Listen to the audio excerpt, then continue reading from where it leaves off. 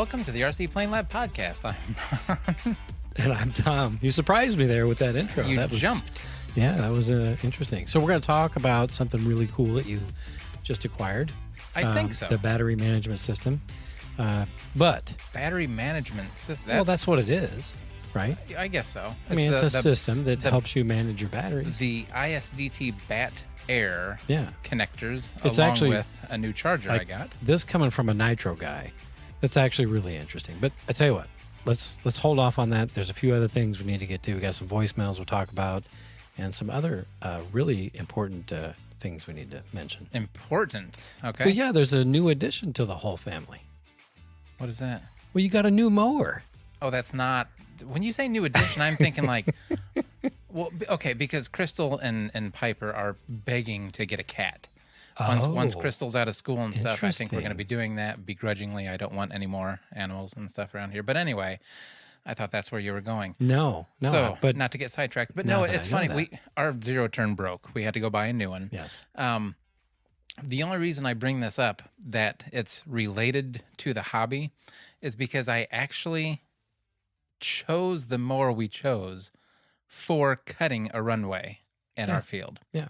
Like all the other mowers I saw, the lowest they would go is 1.5 inches. And this one I specifically bought because it went down to 1 inch for the cutting height on grass. Right. And how all-encompassing of a hobby is this when you are making your decision on what mower you buy? The hobby based on how it will help you in the hobby. Has infiltrated every facet every aspect of your life. I mean, pretty much. Which is okay. I'm not complaining. I think that's fine. But it is a nice mower. I've seen it. I've seen what it can do, and it is pretty slick. Yes, it mows. Well, but I mean, it does a really good job. Like, I mean, I don't know if it has a mulch, whatever, too, but no, it doesn't. It's just a mower. I mean, it's nothing special, but I just chose it because of how low I could go. It does a fine job. So, yeah. Compared to the crap we had before. That was, what was like, and it created more work almost than you actually got out of it. Well, it was breaking down more than, I mean, I was working on it just about as much as I was actually mowing with it. So it's nice to have something new I can just hop on and mow and have more time to, play with airplanes. Everything Once again, everything encompasses. Yeah, speaking of playing with airplanes, we got a couple of new airplanes to play with. We did. We went to the swap meet down there in Columbia, and again. So this is the same swap meet I went to. Yeah, you've been to it before. I've never been to this one. Oh, you haven't? Huh. Okay, so this is the one I went to in the fall, where I picked up a couple airplanes. This is where I got the shoestring and the Pacer. Yes. It was the same swap meet as that. I was very disappointed in how many people were not there this time. Like, I would say about a third. Yeah, about a third as many people as last time. So when I got there when it opened last time, I got there when the doors opened right at 8. There was actually a line outside. We were waiting to go in. Yeah. And they had, by the time I walked in, I would say there was probably 3 or 4 tables that were not spoken for. Oh, really? Out of the, what do you think, maybe 60 that were there? Yeah. Let's just roughly say, I'm sorry. Wow. Yeah, you caught me mid-yawn. I would say there was probably 60 to, I think that's might be pushing it. It's probably somewhere between 50 and 60 tables. Okay, so let's say just 50 for funsies. There was probably, like I said, not many open tables. Whereas this time, I think when I walked in, there was probably 10 tables taken. Yeah. The rest were completely open. I would say that when we left, which, by the way, we didn't stay very long. No. When we left. Well, hour and a half. There were probably more empty tables than there were taken tables, I would say. Well, there was definitely more empty than taken when I got there. Well, yeah, but I mean, even when we left, that whole other side, where a lot of the like ready-built planes were up against the wall there, that whole side was nearly empty. Yeah. And there was probably 20, 25 tables there on that side. I mean, I guess maybe if you think about it, in the spring, there's not a lot of people that want to sell their airplanes. They want to fly them. Well, that's a good sign. I mean, yeah. Hopefully that's what happened. Because there was definitely a lot more. And I was talking to one of the guys that was there, and he said every year that's how it is. He said the spring one is really nothing compared to the fall one. So if you want to go to a good one, go in the fall. So we'll go back again. Okay. Yeah. We'll try to make a trip down there in the fall. It's a couple hour drive. Yeah, it's not. It's an easy drive. Yeah, right down the highway. So anyway, even though it wasn't a great swap meet, we still managed to find some deals. It was still a good swap meet Yeah, because we came home with airplanes. we did. Well, Not as many. No, I came home with one. I came home with 2.5. 2.5-ish or 3/4. I'll give you 3/4. Well, 2 okay. 3/4. So let's talk about what I came home with first, and we'll try and figure out what percentage of one I got. So the one I found with is a SZD, and I'm not going to say what that actually means because it is a name that I cannot pronounce. SZD 45 Ogre, and it was made by the Wings maker. It was modeled after like an actual full-size glider. So this is another glider, powered glider. That was, I think they first flew it back in the 70s, early 70s. And this is one that they made 66 of in real life. Oh, so cool. the model, it's like a T-tailed pusher. Yeah, it's cool looking. And I think it's cool looking. A 2-seater in real life. So front to back, 2-seater. Tandem. Oh, is that how kind of like a tandem bike? Okay, I understand now. And it's got a 98.5-inch wingspan. That is not a small wing. No, it's not. So the wing is pretty big compared to the fuselage. Obviously, it's a glider, and it doesn't look like it would be that big when you just look at the fuselage. But so it's kind of neat because when it came from the factory, it came with the 4 servos installed, and it came with the motor installed, but it didn't come with an ESC or anything else in it. I still have to do that, which is no big deal. I have ESCs and stuff. Yeah. So it should be an easy completion to do because everything is pretty much there that I need. The only thing, so it's all foam, which, okay, maybe foamies aren't all that bad. It'll be fun to try. The thing I don't like, though, is it did not come with the decals. Yeah. Well, I mean, you have a vinyl cutter. But if you saw what the actual airplane looked like, it's a bunch of small, like, circles that are different colors and stuff. So it would be very difficult to actually make decals in that way. But I don't know, we'll figure it out. Maybe we'll do something different, like completely different, and paint it and kind of make it our own design. When I bought it, the guy had no clue what it was. So it's hard when you go up to somebody and ask them, what is this? It's hard to know what you're looking at if they have no idea. Right. Because to me, I mean, like, I've never, I guess I have. I think I've heard of the Wings maker, but it's not anything I'm familiar with. I've heard of them, but So this is one that there was no markings or anything that really told you what it was. And he said he Googled it. He said he tried to figure out what it was just by image search and, trying to describe what it looked like and stuff. But it's kind of fun sometimes to try and figure out what an airplane is, as long as you figure it out. Right. If you don't, it's frustrating. It's not so much fun if you don't end up with finding what it is, but on this one, when you're looking all over it, in the very front of the nose, there's a little molding mark that I don't remember. There was like 4 letters and numbers on it. I have no clue. I don't remember what it was. I don't have it in front of me. But anyway, if you Google that along with foam glider T-tail, I think is what I Googled, on like the second page of images, it brought up the actual one.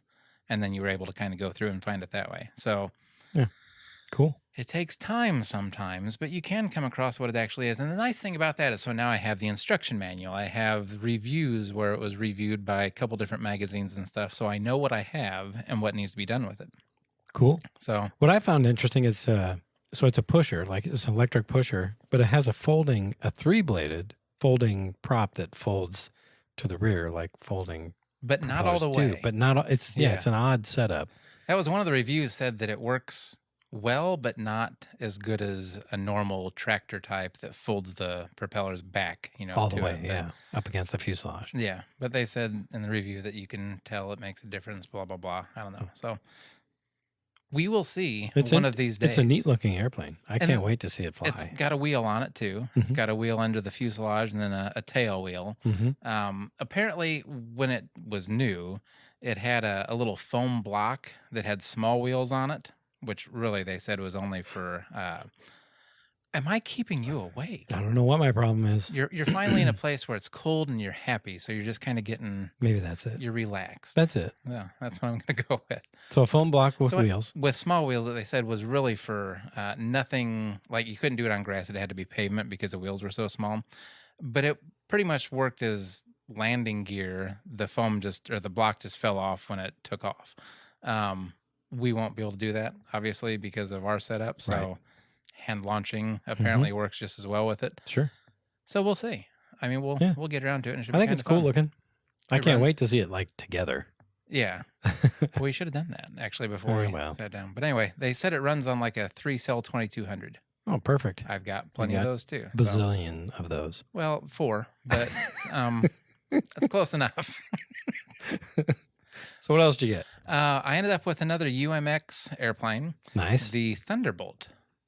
Oh, P-47. Yeah, Yeah, I yeah. think that's kind of interesting for what it is. So I don't know. I mean, it was funny because you and I, well, the other airplane I ended up getting because the guy heard me buying it, was somebody walking by. He's like, "Hey, I've got another one of the UMX Cubs." He said it's crashed. He said, "But all the electronics and everything are on it. Do you want it for $5?" I was like, $5. I mean, sure. $5 with all the electronics. Speed controller, motor, all the servos and Servos, stuff are still good.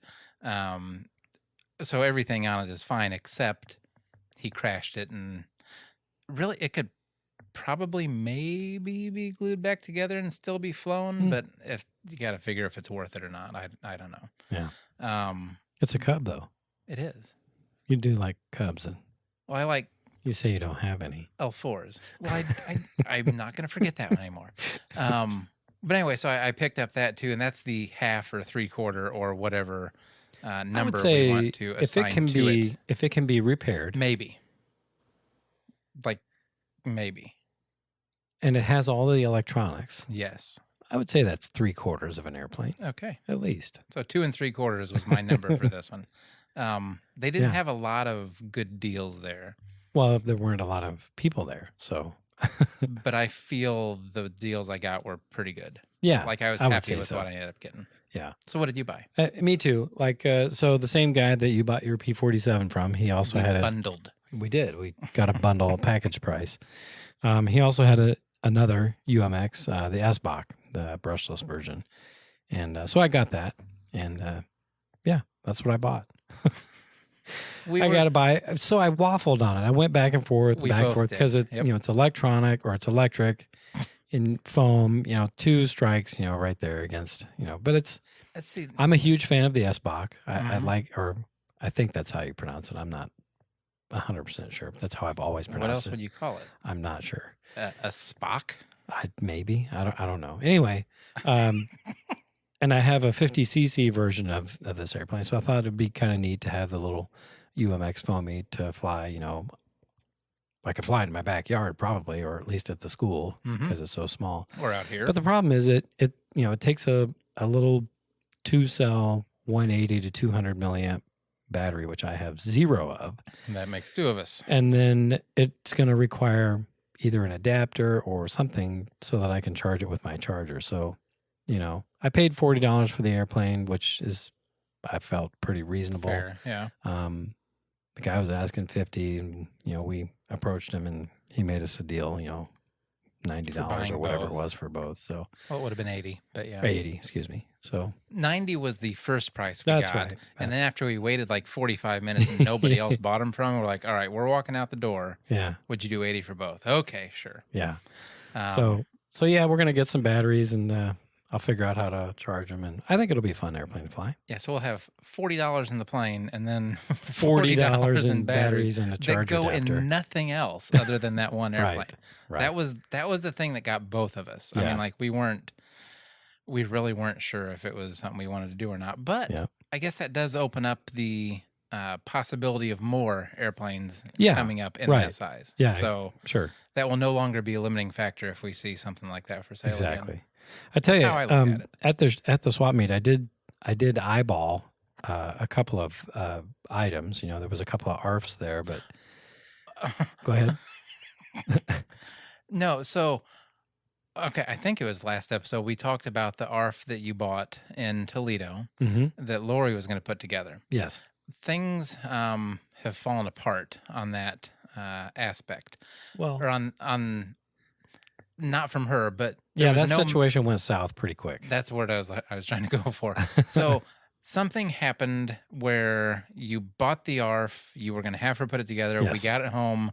You realized there was no manual. Right. and we could not find a manual Yeah. anywhere. Nope.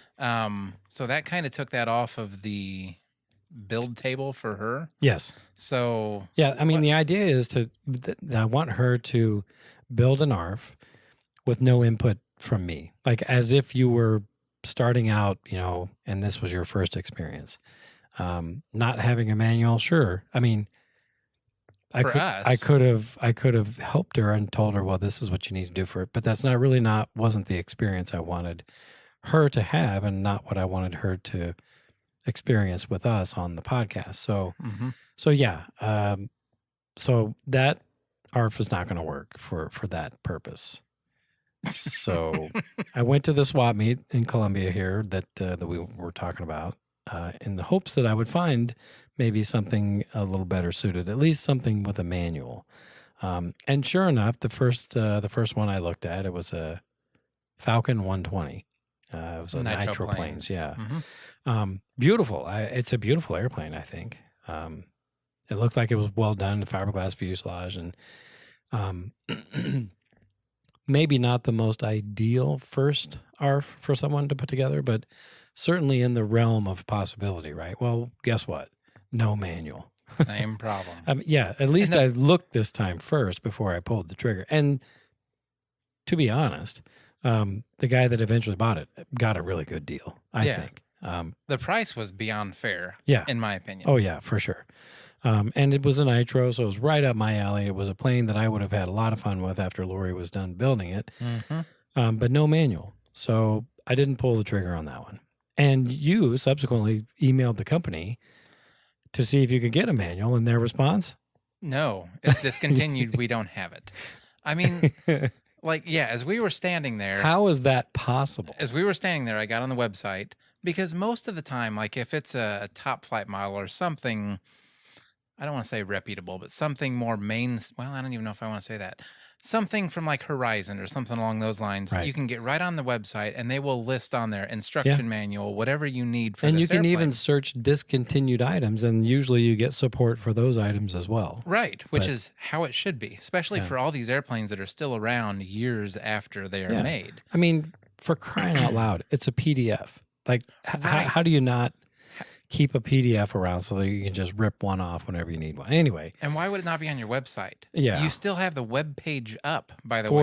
For the airplane, and it just says out of stock. Yeah. It doesn't say discontinued, just says out of stock. Yeah, there's no product support page or anything like that. Which, no. I mean, I'm not knocking the company, maybe a little bit. Anyway, no manual for the Falcon 120. So I skipped and passed on that one. And then a little bit later, you actually noticed, hey, there's an ARF over there. It looks like a Mustang or something. So I walk over there, and it was a Black Horse. Mm-hmm. Yeah, Black Horse model, P51. There's 60 size, 61-inch wing, I think it is. ARF, which really actually looked like a nicely done. I pulled the box off to make sure there was a manual, which there was. But couldn't really get him down to a price that I was comfortable spending, knowing that Lori is going to be putting this together, which I'm sure she would do a fine job, but I didn't want to spend a lot of money on it because the intent is this is a learning experience. And, there's a limit to what I think her experience is worth. Well, not only that, you know what I mean? You want it to be semi-simple too. You don't want one to where you have to set up the retracts. You have to deal with all that kind of stuff. And this one has mechanical retracts, which are included. So they're probably not hard to install, but mechanical retracts, as we've discussed before, are not something that are really easy. And they require a special servo and all this other kind of stuff. So I was like, I couldn't get him down to a price that I was comfortable spending. So I walked away from that one too. Yeah. And I really think you were smart to do that. Yeah, I think so. I have no regret or remorse. So that tells me it was the right decision. I think with both of those, you were smart walking away from, especially with the first one, because am I right remembering that it said it takes 11 servos? Yeah. Like, I still can't figure out where 11 servos would go on that airplane. Well, I mean, I guess maybe, I don't know. I really don't. Because, there was 2 rudders. So let's just say 2 for the rudders. And let's say 2 for the ailerons. Okay. And you got 1 for the elevator and 1 for the throttle. Mm-hmm. And then I can figure 3 more for the gear, maybe. Maybe. If there's 1 per gear. But that still leaves 2 more. Yeah, I don't know. Unless there was 2 rudders, so maybe each rudder took one. one. Well, I counted those. 2 was rudders. Was the elevator one? Yeah, Was even there with flaps? oh well, maybe there was flaps. So there's 2 more. So maybe that takes us maybe up to the that's 11 though. Wow, That's a lot of that's servos, a lot of though, for servos. an airplane. I mean, that would take my entire purchase at the Toledo swap meet of servos. Of servos, yeah. Just in that one. So anyway, yeah, I have no remorse for walking away from those 2. But they did sell. Both airplanes sold, which is good for the guy that was selling them. But they were just not going to work for what we wanted. I had such high hopes for the stick. I really did. That's So what exactly happened to the stick? Because I love / hate this story.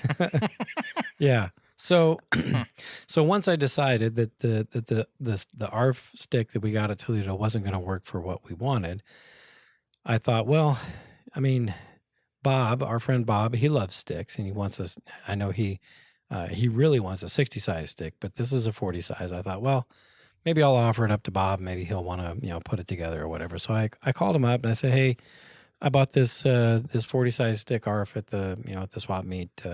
Would you be interested? I'll sell it to you for exactly what I paid for it. He's like, yeah, I'll buy it. I was like, cool. He's like, well, will you put it together for me? I was like, okay. I mean, it's an ARF. It shouldn't be too bad. Now, let me start by saying that this ARF is the first ARF stick that Great Plains made, right? They've made a lot of stick ARFs over the years, but this is the first one. The original ARF, right? So they basically took a stick kit, hired out Vietnamese kids to put it together, and then they covered it with this like self-adhesive. It reminds me of shelf paper, like contact paper or something? Yeah. Mm-hmm. And it's printed, right? It's not like it's red and white. It's classic stick colors, but it's printed. It's not. It's one sheet, right, over the whole wing, and yeah. So it's was that called an ARF, by the way, or I thought they had a different name. It was called a pre-built kit. Okay, it's a stick 40 pre-built kit, but it's an ARF. So anyway, I told Bob, I was like, yeah, sure, I'll put it together. And we did some other horse trading, and I ended up with a couple of batteries for the jet he gave us. So, so I put it together, got it all finished. He gave me the servos and all the stuff and all the radio gear to put in it. And of course, I have plenty of nitro engines, so I sourced a good running. It's a what did I end? Oh, a Magnum 46, which is it runs really good. I ran it on the stand before I put it on the airplane. So anyway, got it all done, printed it up and ran over the contact paper or whatever this stuff is that it's covered with an iron to try to tighten it up. And it kind of worked, but it, kind of sagged a little bit. It wasn't like beautiful, right? But it was good enough. So, I was like, hey, Bob, I'm got this thing done. Are you home? I can bring it over. He's like, yeah, sure. Bring it on over. So I go to Bob's house, and Bob has a lot of airplanes, right? I mean, we've had him on the show, and you remember his number. Yes. So 100 and some. Yeah. Which is now higher. Which is now plus one more. So I deliver the airplane, and I'm helping him, in the house with it, and I've got I set the fuselage, or no, I'm sorry, I hand him. Well, first of all, he has to move stuff around in his airplane room to make room for this one. Okay, I get it. Understandable. He's got a lot of airplanes. So he moves some stuff around. He hands me the fuselage for his Taub that he bought years ago at the Columbia swap meet that we've found out later. About 8 years ago on that one. That we just got home from, this weekend. Anyway, he hands me the fuselage to his Taub. So now I'm holding the wing to the stick and the fuselage to his Taub while he takes the fuselage to the stick to go sort it out and store it. So I'm standing in kind of this hallway with the wing in one hand and this Taub fuselage. I don't know if you're familiar with the Taub's horizontal stabilizer, but it starts like it gets progressively wider as it goes to the rear. Yeah, this is the same one I have the kit for. So right. And it's very sharp and pointed on the ends, on either end of the elevator, right? So yeah, I've got the fuselage in one hand and I've got the wing to the stick in the other. And you can imagine, you know where the story's going. I move around to hand him one or the other, and sure enough, the tip of that elevator goes right through one of the bottom. No, I'm sorry, at the top bays on the stick wing. I mean, just shatters the covering. Like, I mean, I didn't hit it that hard, honestly. So it's probably a good thing this happened, because I'm sure the first time he would have flown it and, you know, kicked a stick or something in the wing, he would have been in the same situation. But anyway, brand new airplane. I would hope there's no sticks out there. Has but okay. hadn't even been bound to his radio yet. And now I've got this big hole in the top of the wing in between the rib bays. So naturally, me being who I am, I don't want to hand him an airplane that's already going to need repair.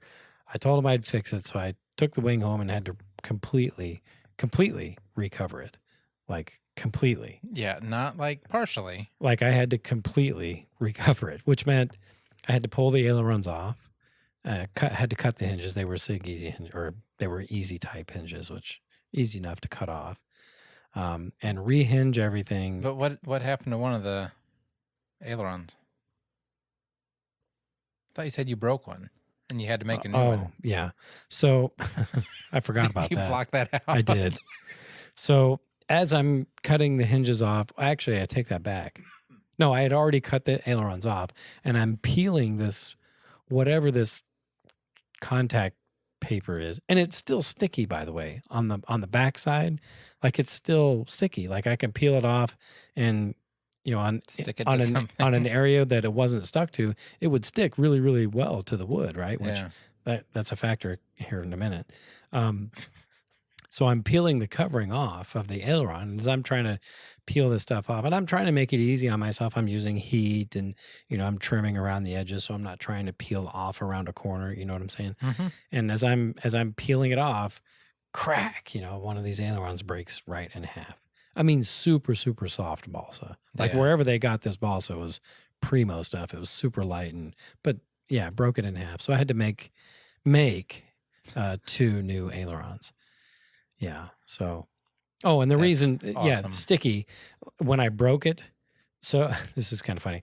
I broke it, and then like the act of breaking it, the aileron slammed down on my table because I had so much force on it when it broke, and it actually stuck to a piece of that, whatever that covering was that I had laying like upside down.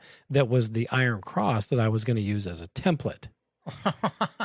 Right. So it whipped down and stuck to that. And I'm like, oh, okay, it should just peel right off. And as I did that, that piece of covering shattered, and that's why I needed a template from you. Okay, I wondered why you needed templates for the iron cross. Because I was really careful. I cut that piece off of the top of the wing, the one that wasn't a hole poked in it. Yeah, and I had laid it right side up or upside down, so I didn't stick it to my table, right? Yeah, and as soon as I broke the aileron, it flipped down, hit that piece of covering, stuck to it, and then when I tried to peel the covering off of that, that's when that... It was just it was something. It was a comedy of errors on that point. Right. But, so I found Ultra Coat to be the closest match to that red. And I don't know, I forget which red it is, but it's not their bright red. It's like the one kind of in between. I think they made 3 different reds, Ultra Coat did. And it's a really, really, really, really close match.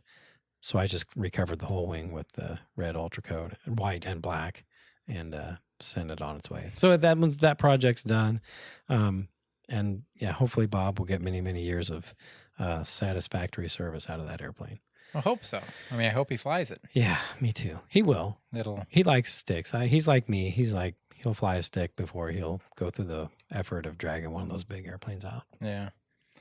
Well, we'll just have to get on him to start going through that effort. He's got a few big ones that we need to fly. But ARFs are hard to find. Yeah.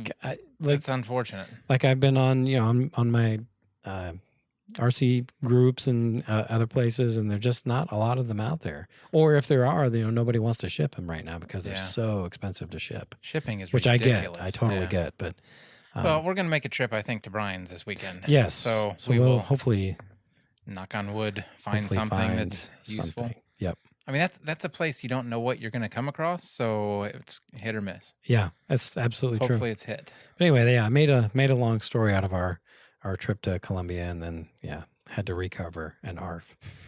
At least the wing, anyway. No good deed goes unpunished. Exactly. I mean, that's what happens. So also we've done some guest interviews. Man, those have been fun, actually. I've enjoyed them. Yeah. So we've got a few recorded ahead. We're going to be doing some editing and getting them ready to come out. You mean you're going to be doing some editing? Well, the proverbial the we of whatever. But you do a really good job. Well, it's, yeah. I think you do. I mean, which, by the way, Bob says to tell you, apparently he listened to one of the interviews. His episode just came out. Probably, yeah. And just last week was his. And he wanted to compliment you that you did a really good job with the editing stuff. He really enjoyed that show. I don't think we had to edit much of anything on that one. It was pretty much straight through. Yeah. He did a good job. I mean, he was easy to interview. So, if anybody wants to be a guest on the RC Plane Lab podcast, please reach out. Yeah. We enjoy doing them. They're actually a lot of fun. I enjoy the conversations. Yeah. I'm learning a lot. Unfortunately, it's going to be quite expensive for me though, because it seems like everybody I talk to gives me a new idea of something else that's cool to try. Right. So I buy new airplanes. So good. Or airplane support items. What? Well, like this battery thing we're going to talk about. That came out of one of the... Well, no, that didn't come out of an interview. That came from a guy on Discord. Oh, that's Send right. me the link on that's that one. right. But okay. But still, that's a way to communicate with us via Discord. Yeah. So anyway, if you want to be a guest, rcplanelab.com/whatever, just go there and click on the Be a Guest, sign up, and we will get you scheduled. Mm-hmm. Like I said, it's a lot of fun. If you have anything you want to talk about or promote, we can discuss that too. Yep. And we shall move on. Yeah. So... before we get into the battery thing, I just want to hit up a voicemail that we got from Terry Dunn, who is part of the RC Roundtable podcast. We were talking about the Shiny and how I thought it's awesome, the Flightwork Shiny. Yeah. And we actually have two voicemails, that one and then somebody else. Right. But anyway, I expressed how I would love to find one for myself because I'm jealous that you have one and I don't, because it is a really neat airplane. But anyway, Terry called and left a voicemail and said, hold on. Before you say what he said, why don't we just play it? Oh, yeah. Okay, I think that's a great idea. Hi, guys. This is Terry Dunn from RC Roundtable podcast, and I'm on a road trip right now. Usually I would send an email about this kind of stuff, but I'm driving. I was just listening to your Toledo episode, and you were talking about the Flightworks Shiny. And I had one of those for several years, and I think I just sold it last year. Of course. But I agree with you that it was a fun airplane that was not terribly fast, but also not that slow. It was just kind of interesting. I was never really a fan of the tribal designs on the covering, but it got a lot of attention when I took it to the field, especially when I would fly it at dusk or at night. I recall that I ended up replacing the original folding propeller with an APC electric prop, and it did get much better performance with that. I don't remember the size of the other prop right now, but I could look that up when I get home if you're interested. And another thing that I thought was really interesting about this airplane is that the airframe itself is pretty much an exact knockoff of the Great Plains Electro Streak, which was one of the very early sport designs for electric. Great Plains first offered it as a kit, and then they had an ARF version later on that had either a blow-molded or a fiberglass fuselage with a built-up wing. So you mentioned that Tom's looking for one of these Shinies. If you can't find a Shiny, maybe you can find an old Electro Streak kit or plans for an Electro Streak and install lights in it yourself, and you would have pretty much the same thing. And you would also have some opportunity to maybe lighten it up and put your own specialized power system in it. Anyway, the Electro Streak is generally regarded as a very good flying airplane, especially back in the day when it was designed around NICADs and CAN motors. So anyway, I just wanted to weigh in on that and give you guys my background with that airplane. Hope you have fun with yours, and let me know if there's any information you think I can provide for you. Talk to you later. Well, thank you very much, Terry, for the voicemail. And thank you for listening, by the way. I love when other podcasters reach out to us, and, it actually feels like we're talking to people when we have feedback and stuff. Exactly. But the Shiny is a cool airplane with, albeit a not so cool name, We said that before. I'm not a huge fan of what they Yeah. call it, but it makes, Electro Streak sounds a lot better. Awesome. So I'm thinking, I may just try to find a set of plans. And I found the plans, by the way. I'm It's sure on you the did. outer zone. I'm sure. So it would So maybe not be we'll difficult. print the set and Yeah. do it. Maybe that'll be my next plans build. A winter build, Yeah. something like that coming up. But yeah. Maybe I'll go nitro. No, it's in. Oh God, I fell for it. I don't know why I fell for it. I sure did. You know what I would call it? The then? nitro streak. The nitro streak. Of course you would. Oh man, I'm teasing. I would Of course, hope so. of course, I would go electric, If and you- I would probably go with the APC propeller as well. If you didn't and you put nitro on it, I would just take a hammer to it the first time I saw you try and fly it. What's this called? Yeah, boink. The hammer streak. Oh, well, there we go. So there you go. Anyway, thanks, Terry. I appreciate the info. Yeah, me too. Because I have been unable to find one, a shiny that is. But yeah, an electro streak. That should be easy peasy. And there's not much to them. I No. mean, if you look at it, the only thing that's going to yeah. have to be changed, and it took me a minute. We talked about the rudder. Or the horizontal, there's no rudder. The horizontal stab on this one, I'm sorry, the vertical stab on this one is actually Airfoiled. Mm-hmm. To give room for the lights. Oh, that makes sense. Mm-hmm. That's easy. Well, but we'll have to do that on whatever you build to. But yeah, that will be a fun plane. So maybe I will add a rudder to mine. You should actually, and I think the Electro Streak has one. Oh, does it? Okay, perfect. You should, because Cool. That's one thing I wish this had. It saddens me that it doesn't. It's a weird 3-channel setup, but yeah, well. But anyway, thanks again, Terry. Yeah, appreciate the voicemail. And if you don't mind, let me know what size prop you had. I would be happy to try that out and see what happens. One more voicemail I want to get to before we move on. Hold on. Okay. Hey, Ron. Hey, Tom. It's Jeff Reeves. I'm actually calling you in response to episode 92. I know. Don't judge me. I'm a little bit behind. But, That's okay. At least you listen. Yes. The question you had from someone about getting their kids involved and whatnot. I think you know a little bit about my situation, but my son, we've had just this opportunity for him to become an aviation mechanic. Cool. And he loves airplanes. But every time I've recently gotten into aviation, RC aviation, right? And man, he does not want to be involved with that at all. He's like, you know what, that really doesn't excite me. He'll go out to the airfield with me and watch. I try to hand him the controls, and he just refuses. And he's 23 years old. Yep. And he has just refused to do that. But he loves airplanes. We go to Oshkosh. Oh, that'd be and fun. watch the air shows out there and locally and whatnot. And now he's going to be fixing them. He's at a test right now, in fact, to get his final certification. Nice. But Good he deal. loves that part of it. But he just refuses to get behind the stick. I've tried to get him to get his pilot's license and things like that. And he just won't. So, every kid's a little bit different. Yep. And you just got to go with what they like and just keep trying new things and new opportunities for them. And eventually something will click. Maybe it won't be airplanes. Maybe it'll be cars. Maybe it'll be bikes. Maybe it'll be video riding, games. running, whatever it might be. Just keep introducing them to new things, right? So, anyways, that's just me. Thanks, guys. Talk to you later. Bye. Okay, so in response to that, I want to clarify some stuff. When I was talking about getting kids into the hobby and stuff, I'm not saying I don't do anything at all with my kids if they don't do stuff. I just want to make sure that's not the takeaway. I don't think anybody went there, but no, you do plenty with your But kids. I'm just saying, it would be so nice to be able to get our kids into it, to have more, time together in the hobby. But we have both so far failed at that, which seems to be a very common thing. And it's not that our kids don't do other things, just like you said. It's just they don't do things, or don't do things with us. Right. I mean, but they just don't fly airplanes. Not with into us. the hobby. But it's okay. Yeah. So did you want to talk about the Red Bull plane swap before we get into the battery? Oh, I forgot about that. I don't care. What a disappointment. Well, was it a disappointment? Well, I mean, I guess it was exciting because a plane crashed. Yeah. I'll be honest. But- I completely forgot about it until the day after.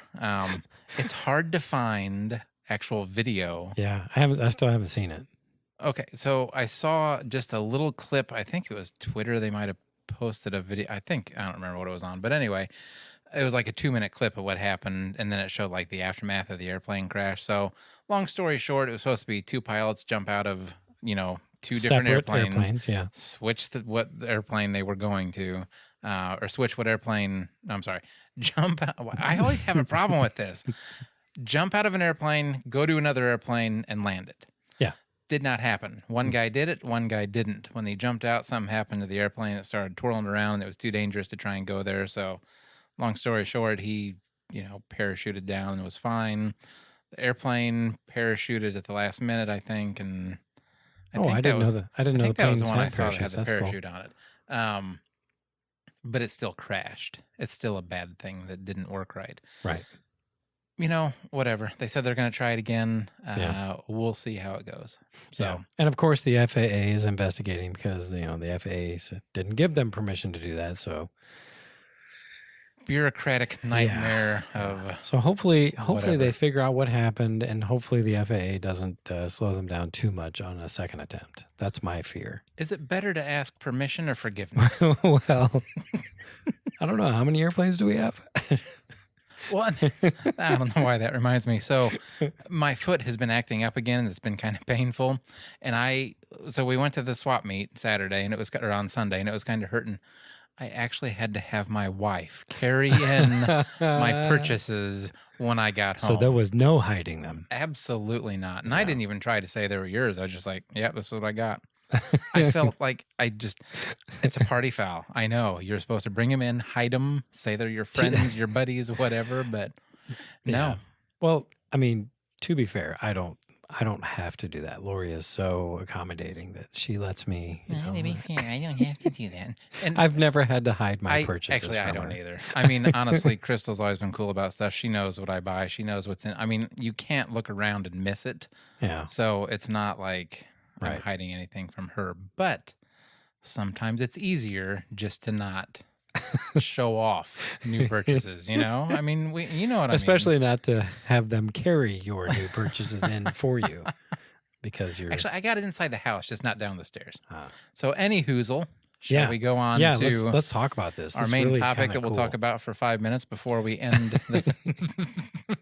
Well, we've end talked the about a episode. lot of other stuff, and This has been a lot of okay. So get stuff to it. covered. Wow, the pressure. I mean, I know. Okay, so we have talked in the past about battery management spreadsheets and all that kind of stuff. How Yes. I number my batteries to try and keep them separate and kind of know when I bought them and all that kind of stuff. Mhm. It's good to know. Like It is. it's good to know how old your battery is, because they do have a lifespan. Well, Kind of. well, they do.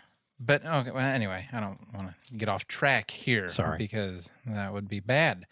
So, somebody on our Discord server, if you want to be part of the Discord, yada, yada, yada, rcplanelab.com/Discord, I think. I don't know. Go to rcplanelab.com and you'll figure it out. Anyway. Well, you got to plug it or else nobody's going to know about it. But then it gets boring to plug it all the time. And then I forget what I actually named the links. Just go to rcplanelab.com. All the information you need is right there. Everything you need. The hub for RC Plane Lab. I like everything. That. The RC Plane Lab hub. I like it. Sorry. We've gone off the rails. Anyway, somebody posted on there a link to what is called the ISDT Air8 charger and their BattAir smart battery plugins. Yeah, I don't know why, but I went ahead and bought some. Like, I don't need them, but I thought it sounded like a cool thing to test out. So these are little plugins. Adapters. They look like an But adapter. they really to don't me. adapt anything. No, but I mean though. that's So, what they remind me of. They plug into your balance the lead, balance lead, yeah. and And it's just like a bigger balance lead yeah, that has a light on it. they're really not very big at all, and they're very light. They are. Yeah, they don't add So any- anyway, it's $5 per battery for these things, and these live on your battery, so you don't trade them out. Each one lives on the battery. Like we said, plugs into the balance lead. It's available for 2S, 3 to 4S, or 5 to 6S batteries. So each one of those is different. Okay. They have different ones, and you cannot, I found out, if you have one that's for a 3 to 4 cell battery, you cannot use it with a 2 cell. So it has to be in the specified range. 'Cause I had a couple 2 cells I was going to try and use it on. It would not work. Then I figured out that's why. Huh. So once you plug it in, you connect it to your phone, and it connects via Bluetooth. And you open up the app. So the first time you connect it to the phone, you tell it what the charge rate, capacity, and brand of the battery that it's plugged into. Okay. So you define all of that in the app. You set the parameters in the app. Okay. And then it knows it because it's smart at remembering things. Okay. So you can name each battery a different name, but I chose to name it a different number because I already have my batteries numbered. Yes. So it's a little bit easier just to have like 36 or 34 or 22, whatever is the actual battery name. So when you open the app, it brings up a list of the batteries that are around you. So it scans the Bluetooth for all the different BattAir connectors that are around you, and then brings it up on the list. And then it shows on that screen what the percentage charge is for each battery. Hold on. It like if you're in the basement and you happen to have 5 or 6 batteries within Bluetooth distance, Which is about 30 feet, by the way. It'll display them It takes a few seconds, but yes. That's amazing. Mm-hmm. Like I said, I really like this thing so far. You know where I'm going with this. Like if you crash your airplane, like into a cornfield, and you can't find it. I mean, maybe if you're within 30 feet of it, you'll know, right? I mean, I guess you would know if it actually connects to it that, you're... As long as it hasn't like come unplugged or whatever. Yeah. I never thought about it that way, but See? you're right. That might help. Well, I mean, it couldn't hurt. Well, because I'm just thinking like Bluetooth, obviously, if you have things in between you and the Bluetooth thing that you're connected to, you're not going to have as good a signal. So it might not be a full 30 feet. So if there's a bunch of corn, I don't know how much that would block signal. But that's not a bad idea. Yeah.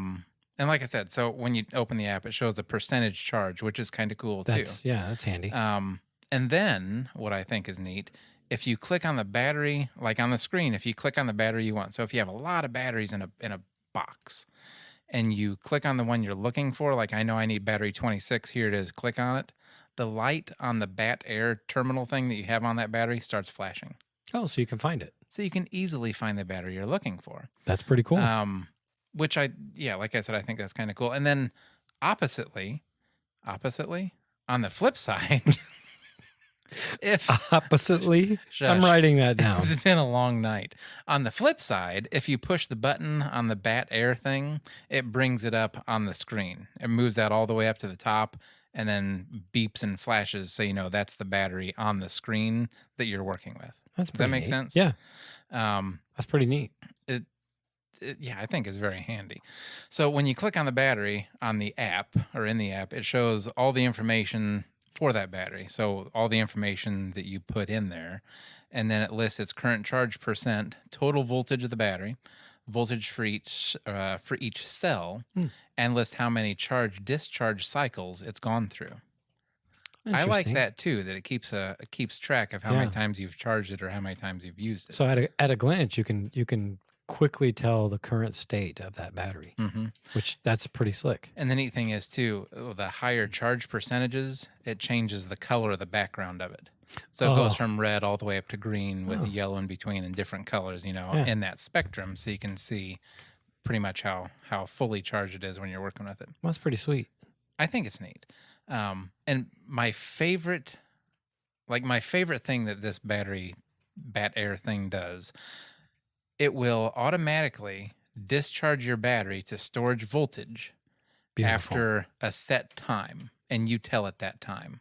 So you can completely turn the feature off or set it from anywhere from 12 to 240 hours in 12-hour increments after the battery was charged. Yeah, so like if you charge the batteries in anticipation for going flying and something happens, like maybe you crash your plane and you don't get to fly the rest of the batteries or the weather's crappy, whatever, and you go home and you forget about it, this thing will automatically take it down to the storage charge for you. And I have done that already. That is amazing. It works well. That is really, really, really cool. So that is, okay, so it's $5 for each one of these. Yeah, but the potential savings of not destroying your battery. That's what I was going to say. It's Yeah. going to pay for itself. I think so If too. this continues to work as well as it has so far for me, like I don't want to spend a bunch of money and buy a bunch more of these yet Right. until I know how like the 6 that I have now end up working for a few months. Sure.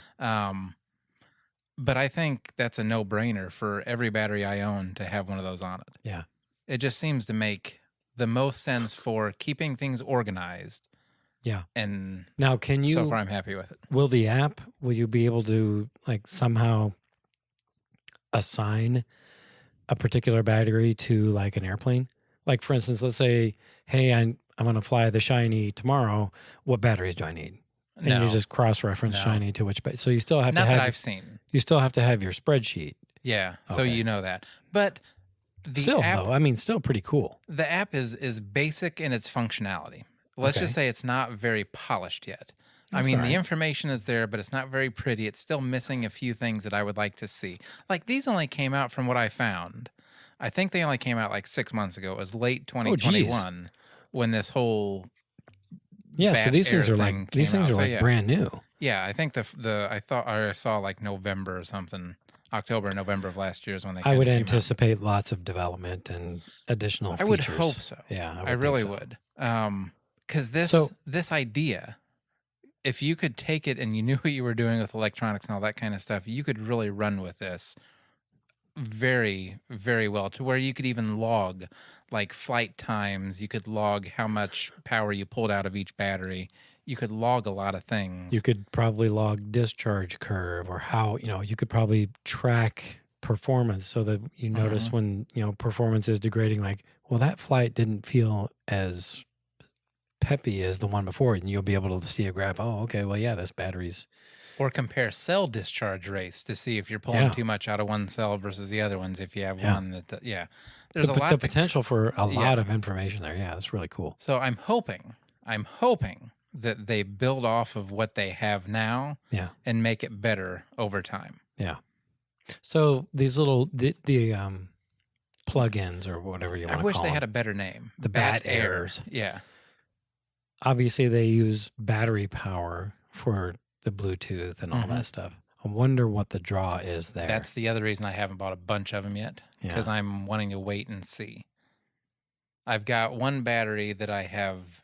Like just- I wonder if it's capable of, since when you're charging it, it can tell you on your phone, the state of the. I wonder if it's capable of telling you, hey, you better put some charge in this battery. It's dangerously close to a dangerous state of discharge. Do you know what I mean?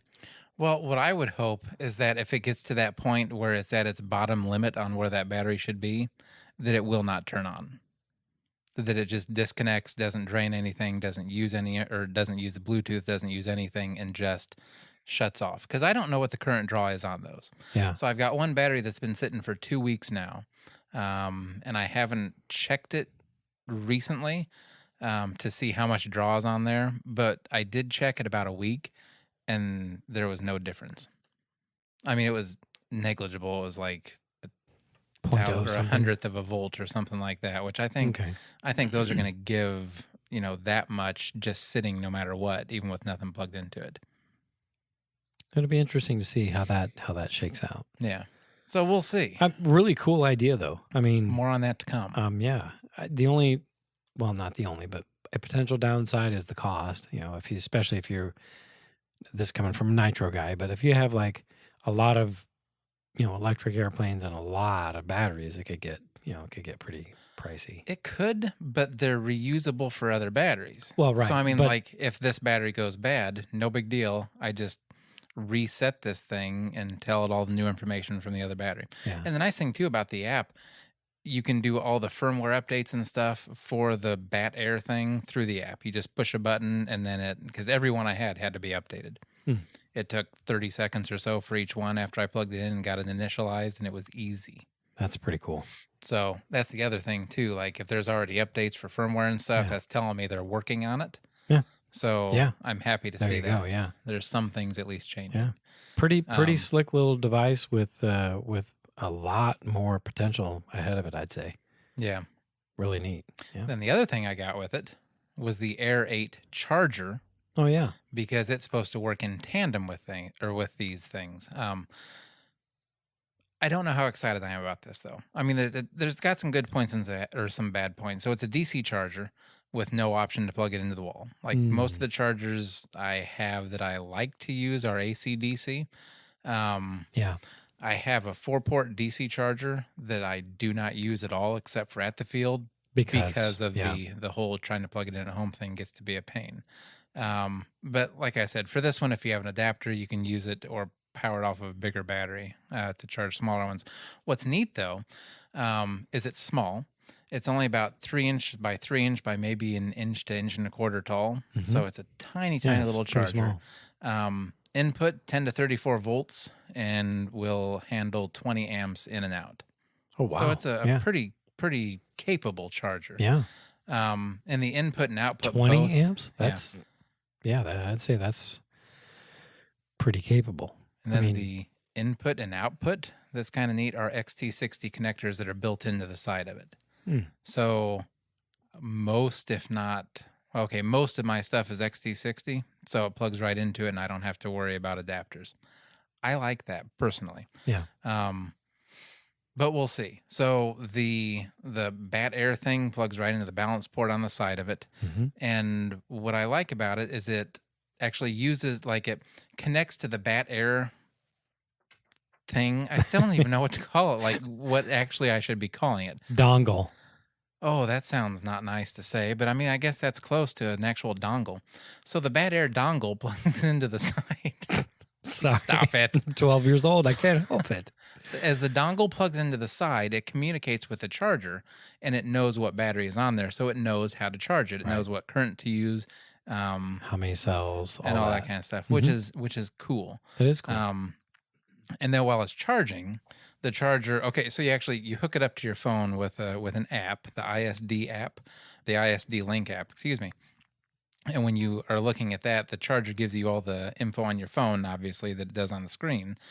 But it also shows you the resistance of each cell in the battery. Ooh. Which is kind of cool. So you can see how closely your cells are matched. Because obviously a matched cell with the resistance is going to be better than one that's way off. So that's that for now. I mean, that's kind of all the farther I've gotten down into it. One of the features it has on it, though, that none of my other chargers have that I kind of like is it has the destroy feature for your battery. So if you have a battery that's bad and you're going to take it down to nothing, you can use the destroy setting on this to drain the battery all the way down. Really? Mm-hmm. Well, that's clever. So there's a couple things that are neat that I like. That's really clever. Makes them safe to dispose of. Yeah.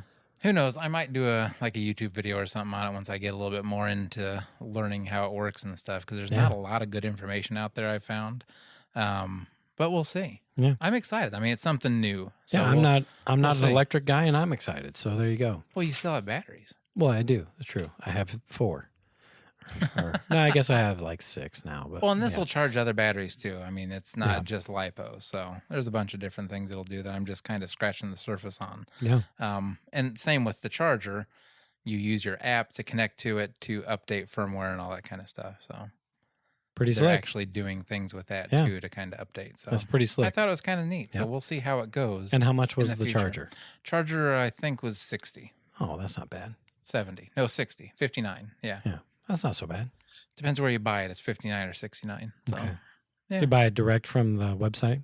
I ended up going through Buddy RC. But okay, Buddy RC. They actually had it there cheaper than most of the other places I found. So I did that. And then, like, Amazon, I think, has it for 69, but they don't have any of the BattAir connector things for some reason. Dongles. There we go. They don't have any dongles. Amazon, dongleless. So I had to find somebody. Had to find somebody that had dongles. Yep. Cool. All right. Anything else you want to talk about, or should we get off of this because it's late and you are yawning? Well, I've been yawning since the start for some reason. I don't know why. Because you're tired. Because I guess I'm tired. I don't know. Do I look tired? Bored? Maybe. I don't know. Definitely not bored. Cool. So no, that's all I had. Cool. Well, everybody, thanks. If you want to be a guest, get on rcplaneLab.com and /guest, be a guest, something like that. Don't say that because I don't remember what it is. Just say click on the guest link on the top. Click on the be a guest link. I don't even know if it says be a guest. It might just say guest. guest. Oh my gosh. Have you ever been to it? No. See, so you can't. Granted, I did it, so I should remember. But Well, anyway, go to the hub of all things RC Plane Lab, and that is rcplanelab.com. If you want to be a guest, we will make it happen. We'd love to have you.